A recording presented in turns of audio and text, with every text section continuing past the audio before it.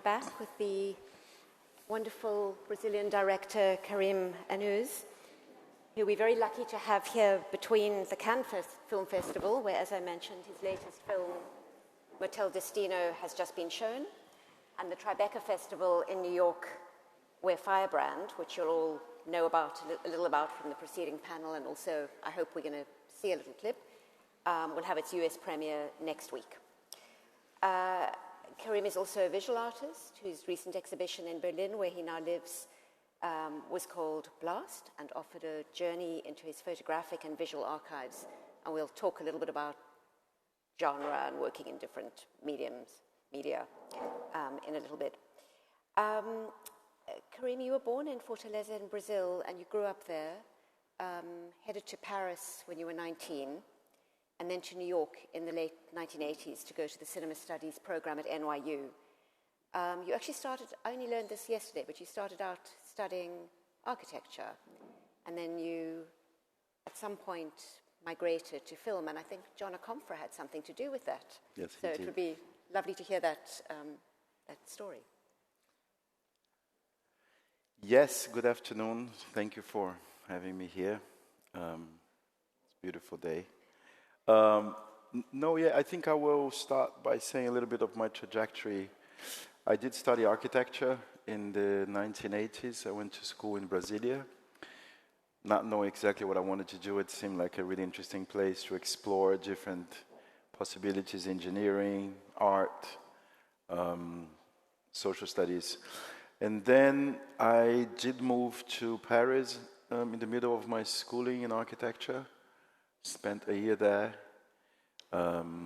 understood a bit what my name meant in France, left running, and then went to live in New York, which was at that time, a very welcoming and kind of open place to do a master's in architecture. And for some reason, I felt really, I had this sort of youth anxiety, like architecture took a long time to get things done, like every project seemed to take years and years. So I thought about photography and painting could be a way to express myself, which would be a bit quicker. And I started painting, realized I had no talent as a painter. And then I thought maybe photography would be a way to replace the lack of talent. So I started photographing a lot. And then I quit, hiddenly from my family, I quit the program of architecture, and I started going to a visual arts school in New York. And from there, doing a lot of photography. And then I remember being really interested in film, not necessarily as a medium, but as a way of sort of reaching out to the world, that I felt photography and painting, it felt a bit limited politically. So I went to visual arts, and then I went to this cinema studies program in New York at New York University. And then I remember being exposed to a film from John Akomfrah in 1988 or something like that. It was a movie called Handsworth Songs, which I think was a movie from '85. And I was really excited to see that film. It had something that moved me profoundly, emotionally. It was a movie about, I don't know if he's here, but anyway, it was a movie about the riots in Birmingham in the 1980s. And I actually felt very compelled to make films in one way because of that film, but also because of other things that were happening in New York at the time. There was a real sense of community with, sort of within the queer movement. There was a real sense of rage and urgency that I felt there. So I slowly quit. I didn't quit because I actually finished the program in cinema studies and started flirting with the medium of film. And that's how it kind of started. You mentioned the queer movement, and in the early part of your career, when you started making films, you were frequently described as an important figure in queer filmmaking, and the most important queer filmmaker to have emerged from Brazil. And I wondered how you felt at the time about that definition, and whether that's important to you at all now. Yeah.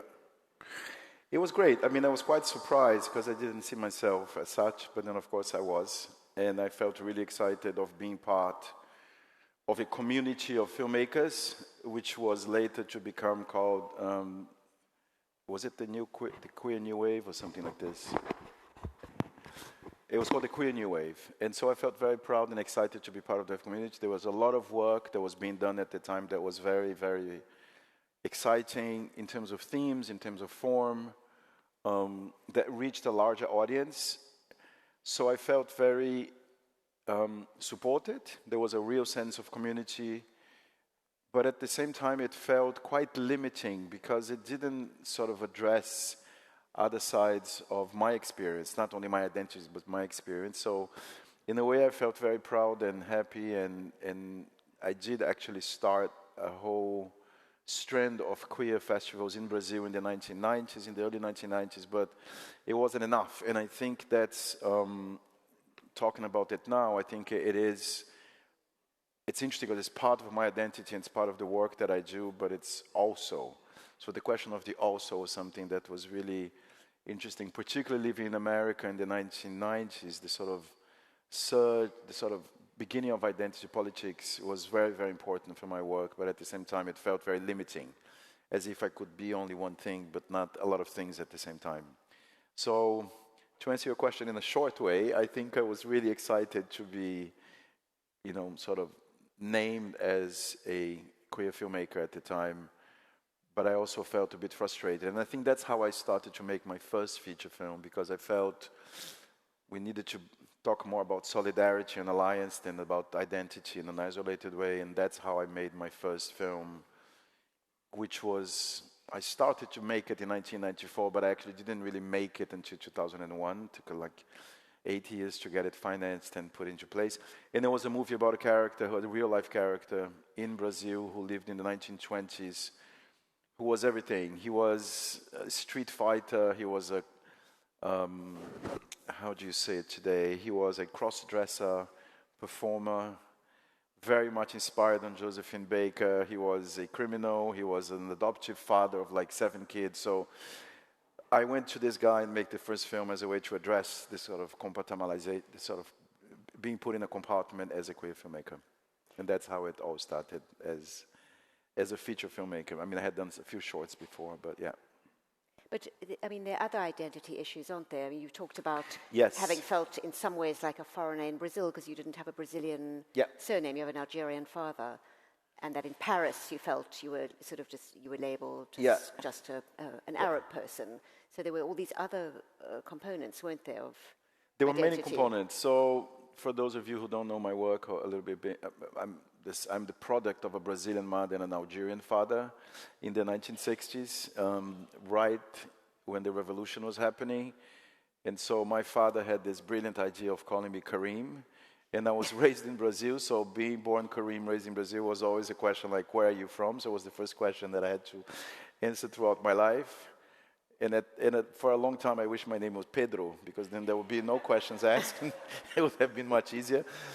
But it wasn't easy. I mean, it was very complicated having a foreign name and being born also in a place in Brazil which is sort of far away. But at the same time, as life went along, I think this became actually incredible. I feel really privileged to have been born with this name and to have this sort of mixed background. And the question of being mixed was something that really was something that was quite complicated when you're growing up. But then I think as you grow older, it becomes a joy. Embrace the complexity. Yes, and the diversity and the contradictions and the friction and what's, exciting about it. So I feel really, what I used to feel, and that's what I think I left Brazil when I was very young. I felt always as sort of a foreigner there. I always felt very, there was a really relationship to sexuality in Brazil, which is also very complicated, no matter how free the country seems to be. And then all these things were sort of fighting against each other, I think, started to sort of come together as a mixed identity, which I think it's really exciting. Which brings us in a way to being a filmmaker from the global south who is working, you live in Berlin, work in the West. How do you think about what stories you want to tell? I mean, perhaps Firebrand is a good example of what of making a choice that seems very, very, it's about English history. It's about the sixth wife of Henry VIII. perhaps actually this would be a good moment to watch a little clip, and then you could talk about why you made that choice. Yes. We have I think we have a trailer of Firebrand, right? No, I think this is going to be the wrong one. Is it the wrong one? Yeah. Sorry. Sorry, I think that's... Dimitris. Sorry, it's my fault. I think. Is it yeah, this one? I'm ready. Are you? In a rotten, blood-soaked island kingdom, there once was a queen by the name of Catherine Parr. She was the sixth wife of the vengeful King Henry VIII. And we'll be patron to heretics. He will kill me like he did my mother. He would never do that to you. Do you hear me? The 5 wives who came before her all met untimely ends. But Catherine's fate was to change the kingdom forever.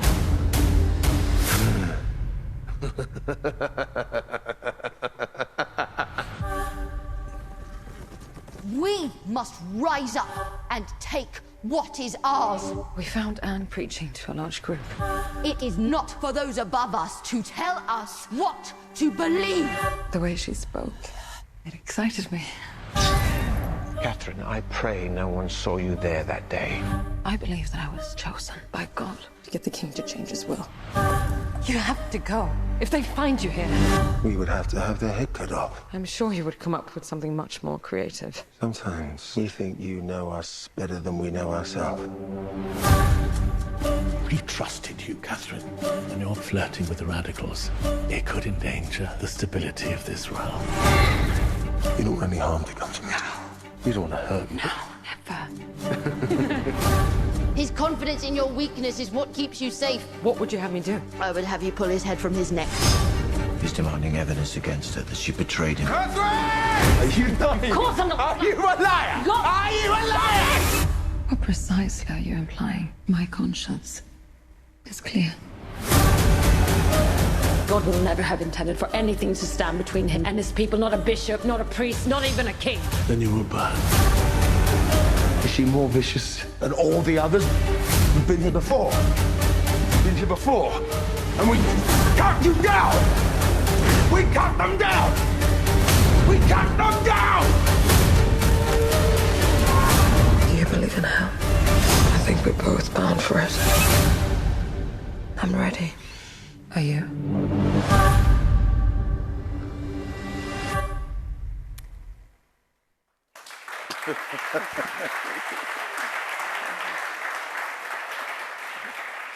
It's amazing how Americans do good trailers. It's really incredible.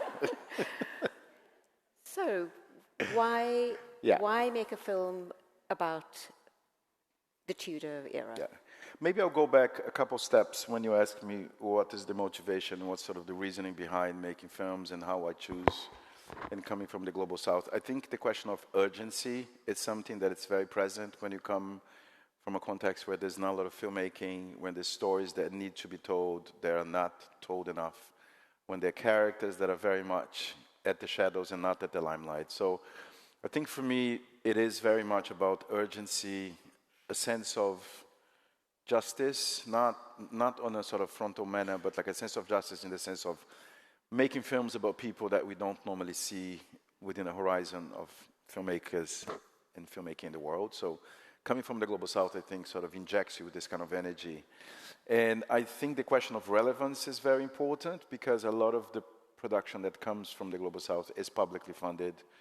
So there is a sense of responsibility and of relevance of the stories that you're telling and the subjects you're choosing and the characters you were electing. So this has been my life for the last 20 years. And then in 2020, I was really excited to make another movie in Brazil. And then there was the election of the extreme, of the far right, and everything was canceled. No more filmmaking in Brazil, no more public funding, only the streamers sort of hiring you to make films. And I thought, what now? And then so I started also searching for other adventures that were not necessarily in the ecosystem that I was very used to work in. And thought of maybe doing an English language film just because it would be an interesting way to sort of reach a different audience. And I met a lady who was sitting here just before called Gabi Tanner. Is she still here? She's still there. And so I met a lot of people at the time. I was thinking, like, what should I do which somehow has a relationship with what I've done before? I think I had done like 8 films before, and that still made sense in another context. And I met Gabi, and that's how Firebrand started. She proposed me a movie about the last wife of Henry VIII, and I thought, you must be knocking on the wrong door. Like, I don't even know who he is. You know, I had no idea about English history and so on and so forth. And then she told me something which was very, very moving. I had just done a movie about female solidarity, and she said this character, no matter when she was living, which was in the 1500s, has the same DNA of the characters that I've seen in some of your films, which have taken place in a very different context. And I said, oh, that's interesting, that's absolutely true. And I also felt it would be really exciting. So this is during the pandemic, right? And she started sending me these wonderful books about the Tudors and about, Tudor fashion and Tudor palaces and gardens. And I'm just thinking, this is such a different world for me. It felt so exotic. And it felt so far away from my reality that I thought, well, this is maybe an interesting thing to do in life now. I was in my mid-50s, and I thought this is a really interesting arena to enter, which is somewhere that I'm not, which is completely out of my comfort zone. So that's how Firebrand slowly started. And then it really picked up at the moment that I really understood that the reason that Gabi was talking to me, when she told about the character, that was the sort of deal breaker for me. This man that I think all of you know a lot about has not only killed but like cut the heads of a lot of his wives. So there is a real violence, which is to do with what he was and the time he lived in. And the character that she proposed me to make a movie about was the last wife of Henry VIII, who actually survived him. And I thought, that's exciting. There's so many movies about these dead women that, the possibility of making a movie about a woman who survived would be really great. And then the other thing that crossed my mind as well was the fact that here I am in 2021 or 22 being invited to do a movie about the British Empire before it was even an empire. And I thought, this is very interesting. Like, it's so rare. There's so many times where the North looks at the South, and makes these movies like called Ben-Hur or Cleopatra. And it's so rare that you have the other sort of perspective of coming from another place. And I felt, what really made me sort of take the challenge was I felt like my dad and my whole side of my dad's family, they were in the revolution. They fought against France, and they were very implicated in the Algerian War. And I thought, wow, I think this is the first time, and maybe the only time in my life, I'm going to be invited to talk about those who were the colonizers. Like, even though if England was not a big empire at the time. And I felt it was a really interesting and beautiful opportunity to look at it from a different perspective. And then I thought, when would a French producer call me to do, with my name, to do a movie about Louis XIV? Probably never, to tell the truth. So, at least in my lifetime. So maybe it will change. And I thought, this is really, really exciting, to be able to come from a country like Brazil, Algeria, and actually tell the story of an empire which would become, what it would become. And then I also understood that England at that time it felt very Latin. It felt very bloody. It felt very camp. It felt very over the top. The Tudors felt somewhat familiar to me. And that's how Firebrand sort of came to life. And I think it's talking about production and producers. I think it was also a true collaboration between somebody who is a real producer, looking at the world, looking at themes that were very dear to her, and somehow inviting somebody to collaborate and to bring to life something that was at the very outset, something that was very moving to her. So it was a true collaboration, and that's how it came about. It was it was not planned at all. I remember calling my agent at the time and saying, this is never going to happen. Like, I hate monarchy. I'm not interested in monarchy. And then she said, but can you have a second thought?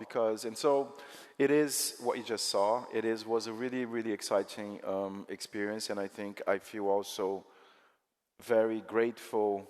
And I don't think it's the first time. I think the English have done that. I think with Elizabeth, it's happened in the mid-'80s. And I think it's happened with other filmmakers where they do invite foreign filmmakers to tell their stories and their history. Yes, like Lanthimos and The Favourite and Yes, Anneli, yes, and Cuarón did this, and like a lot of other directors did this. So I think it's refreshing. Karim, I want to ask you about moving across genres, because you've been very supple in your career. You've made short films, you've made fiction films, you've made documentaries, you've made things that bridge. And I wonder whether you could say a little about the documentary that you made when you went back to Algeria. Yeah. Perhaps we can look at that clip now. Second clip, Dimitris, the one that was supposed to be first. Yeah.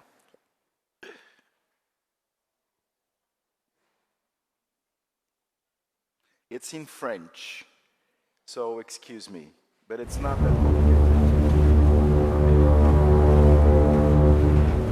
Mãe querida, eu estou no meio do Mediterrâneo num barco enferrujado de bandeira argelina.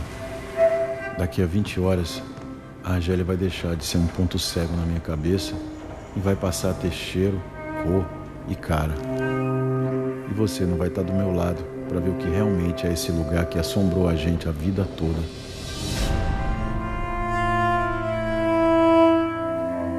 Iracema, minha companheira imaginária. Eu sei tão pouco desse lugar. Quando eu era pequeno eu tinha curiosidade, mas depois de uma certa idade eu não queria mais saber desse clã argelino, dessa tal de Cabilha, de onde esse pai mandava uns cartões postais. Todo mundo aqui podia ser irmão do meu genitor. هو أكيد المسواقين الولد الخارج. لا داري بغض يبوثك متعزز عدده. Vous avez vu votre frère? Quando eu era criança eu achava a gente tão diferente, com esse nome Kabyle que ninguém sabia pronunciar. Je m'appelle Aïnouz Karim. Enchanté de vous connaître. Monsieur le deuxième Aïnouz Karim. Foi num domingo na praia que eu te perguntei sobre o meu pai pela primeira vez. Será que foi nesse dia que nasceu a minha vontade de fazer essa viagem? You enjoy Algeria?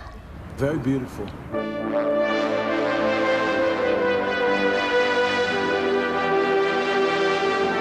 Eu achei que eu tinha vindo até a Cabilha atrás de uma coisa que pudesse me fazer entender melhor quem eu sou, mas tudo que eu vejo por aqui me faz pensar em você, assim.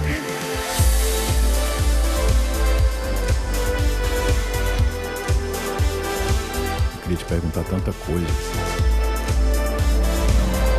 Você ainda sonhava em vir pra cá? Será que eu finalmente vou poder explicar que eu também vim daqui?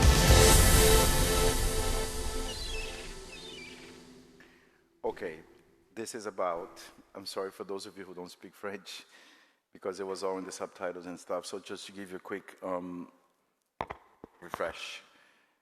It's a movie about me going back to Algeria, but it is kind of me going to Algeria for the first time.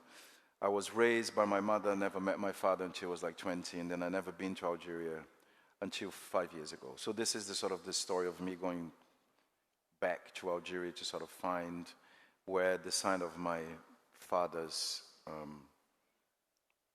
where my father and my grandfather and all that side of the family came from. But ultimately, it's really a film about me trying to learn about the Algerian Revolution. So it is an essay about my story, but it's really, filmmaking gives you these opportunities this time, to become a better person. So it was really me trying to find what happened, why I was never told about the war, why my family never really told me about what they were doing at the time, what really happened, and about the joy of emancipation. So that's a little bit what's in the voiceover, and it's written as a letter to my mother, who is not around us anymore, but I think she would love to have done this trip with me. So that's what's in the subtitles. Voila. And in terms of the genre, in terms of deciding this is going to be a documentary, I mean, you could have made a fiction film on the topic. Yeah. How do you move between those ideas and those impulses? Yeah. I guess I begin filmmaking with the big conflict. I hate storytelling and I love storytelling. Like, I love storytelling because it's a way to get to hearts and minds that I think other medium don't. And particularly in film, I think there's something about storytelling that catches you somewhere you don't even know where, you know? So I really love it, but I really find it's a straitjacket. Beginning, middle, end, beginning, middle, story, character, blah, blah, blah. It's always felt to me like, I hate this, but love this. And I think this conflicting relationship, which has never been resolved, and I think it will ever be resolved, also allowed me a certain freedom to navigate between, which I think is a very binary sort of definition, fiction, documentary. I think it's way more fun than this. So I play. I think the great thing about being a filmmaker is being paid to play and remaining sort of a child throughout your whole life, because it's always about playing. And I think it's about playing with something which is real, something which is fiction. So I did make, out of the films I've made throughout my life, some of them are fiction, some of them documentary. And I think the difference for me between fiction and documentary is really about, in a documentary, I'm not going to ask somebody to tell something twice. There's no staging, but there's a little bit of staging. And I think there's also those that are a mixture, like a mixture of this and then archives. And I think this movie in particularly, it was a really fun film to make because it's none of the above. It's an essay, you know? So there's personal archives, there's stuff I shot in Algeria, there's things that I staged, really. And so for me, the decision is always about, I know it's going to sound a little bit too humble, but it is like this. Like, for me, it's about the characters. Like, who are the characters? Who is my main character? Because I sometimes feel more like somebody who makes portraits in time than somebody who makes films. And I think it's really about the choice of character. And some characters need to be real, and some other characters need to be invented, some other characters need to be reinvented. So I think it's always about this, and not thinking if it's fiction and documentary. And then the character sort of answers that question. So, for example, to give a very concrete example, the first film I mentioned to you, which is about this wild, incredible guy his name was Madam Satan. And his name is based on a movie, a Hollywood movie called Madam Satan, and he loved Josephine Baker, but he was real, and he did lots of things in his life. And in the beginning, I thought, this needs to be a documentary. He died in 1976. He's born in 1900, and I did this movie in 2001. And then when I thought of doing it, I thought, this needs to be a documentary. And then I thought, makes no sense to be a documentary. This guy invented characters throughout his life. He was such a liar. He made up so many stories that it felt to me that it needed to be fiction. And he was sort of fictionalizing his life throughout his whole life. So it's this question of being open when something is in front of you and you need to do something about it, the question of urgency. And then the questions arise, and then the answers come in a way which I think are very organic. I'm going to ask one more question. I've got about a minute and a half. Because I'm very interested in this. You told me once, Karim, that you feel like you often work more like a theatre director than a film director because of the way you work with your actors. And in fact, you like to rehearse, you like to have weeks before you start shooting to really work through scenarios, character, choreography of scenes, and so on. And Gabby, and that's very uncommon on a more commercial, big budget film, but Gabby actually facilitated that. Very much. Can you just give us just a little behind the scenes vignette of how you work? Listen, it's for me about breathing life. You know, it's like when you're painting or when you're drawing, when you do the shadowing, and when you suddenly things come to life. And I think it starts on the page, and it starts, you know, with the story, or it starts with scenes. And I think for me it's really important to play. As you might know now, I love to play, so I bring the players into the ground. which are the actors, and it's really about finding what they need, you know? So it starts out as a scene, for example, about, I don't know, I mean, I did a scene once in my life which was about a man fighting with a woman for different reasons, and so it's funny because sometimes in filmmaking, the time is so precious that you just need to go and shoot, and then they need to say their lines, and it feels to me most of the times quite dry. So for example, in this situation, what I normally like to do is to come into the room or go into the situation with the actors. I become invisible. I hide behind a closet or under a bed. I'm like in this kind of blind spot in the space, and I let them play, and I let them find the scene. Of course, there's something written. It's not like that. And I think there's always like a centerpiece, which is what is the main emotion of the scene? Is this about anger? Is this about sorrow? Is this about joy? And with the text, I let them play, and I let them find the space in the scene, and I let them find the tone. And I normally like to give them contradicting directions, so I tell them one thing and I lie to the other one. And then things happen. And so it's really about, I think directing, particularly directing fiction, it's really about bringing things to life and being surprised. Going into a scene thinking it's about something and then finding out that it's really about something else at the end. So yeah, that's a little bit of a glimpse of how I come about when I'm starting to rehearse. I have lots of other questions, but perhaps we can have one question from the audience if anyone else would like to ask one. One question, come on. Yes.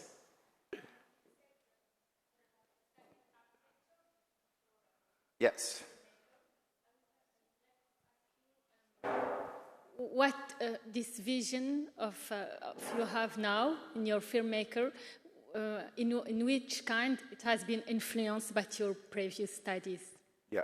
So how is Karim's interest? How architecture somehow leaks into my practice. You know what, it really, it's funny because in one way it really doesn't, because I think architecture, you're sort of doing something for someone, right? Either for a community or for a client.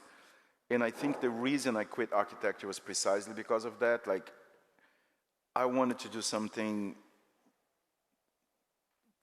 I didn't want to have a client. I didn't want to do something at the service of something. So in one way, it has nothing to do with filmmaking. On the other hand, it has everything to do with filmmaking in its process, in its manufacturing. You know, it's drawing, so it's like having an idea. Then it's doing a project, so it's like writing the script. And then it's about the construction site, which is the shooting, you know, and the set. And then, you know, it's about the users or the audience or the people that are going to be in space. So there's something about the method. And then at the end of the day, me thinking, I'm going to make films, you know, it doesn't matter who it's for.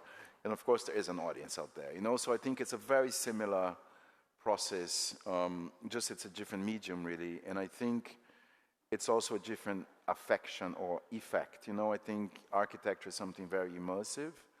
And I think filmmaking as well, but it's also something quite, I don't know, there's something about the way that film, the bang of filmmaking, you know, it's either in your heart or it's in your stomach or it's in your mind, which is intangible. And I think architecture does that too, but I think it's less of a bang, it's much more subtle. Karim, thank you so much. Thank you. It was wonderful.